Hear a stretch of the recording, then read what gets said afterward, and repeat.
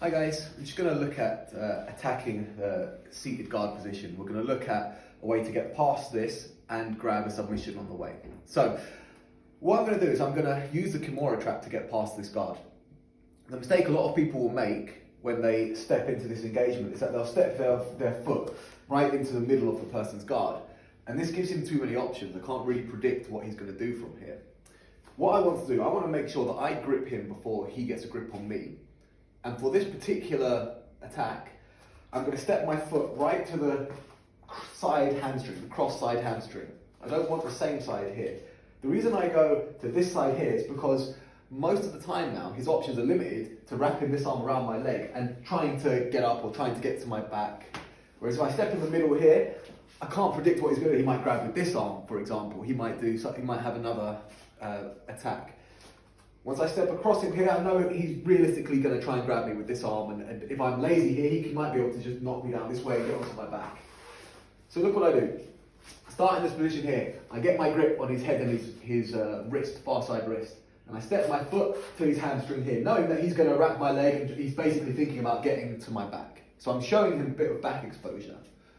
What I'm going to do now is I'm going to abandon this grip on his head, and I'm going to lock up the Kimura grip. So this hand is going to slide over the top of his shoulder, underneath his arm here, and grab my own wrist. So now I'm giving him back exposure, and if I'm not careful with what I'm doing, he can access my back. But look what I'm going to do. I'm going to hold this grip, I'm going to drive my weight onto him, and I'm going to roll my body weight past him. So look here, I'm not trying to roll over the top of him. So I give him my weight here, I drop, and I roll to here. Now from here, it looks like it's a 50-50 position, but his options are pretty limited. If I hold this grip, he can't turn that way. So if he tries to turn away from me, it prevents him because it's going to Kimura himself. He can only move this way, which is what I want from him. So holding this in position here, keeping his elbow up, he tries to turn the other way. And he can start to go this way, right? So I let him. So keep going that way like you're trying to get up. Look, now here's what I'm aiming for. That little gap right underneath his ribs. As soon as that gap comes in, my knee is going to slide into that gap here. Now, as much as he can try and continue to get to his knees, it's not going to make a difference. My foot comes over the top, retrieves his leg. I use this to pull his hips and slide my other leg into position. Now, all I need to do to secure the back is to control his wrist, and this hand is going to maintain and grab. And now I have back exposure with controlled hand, and I'm ready to attack. So one more time from the top. He's in the seated guard position. If I step in the middle here, it's too unpredictable what he's going to do. So I lower my base, I control head and wrist, and I step my foot to the cross-side hamstring here. So I know he's going to wrap my leg. Not a problem.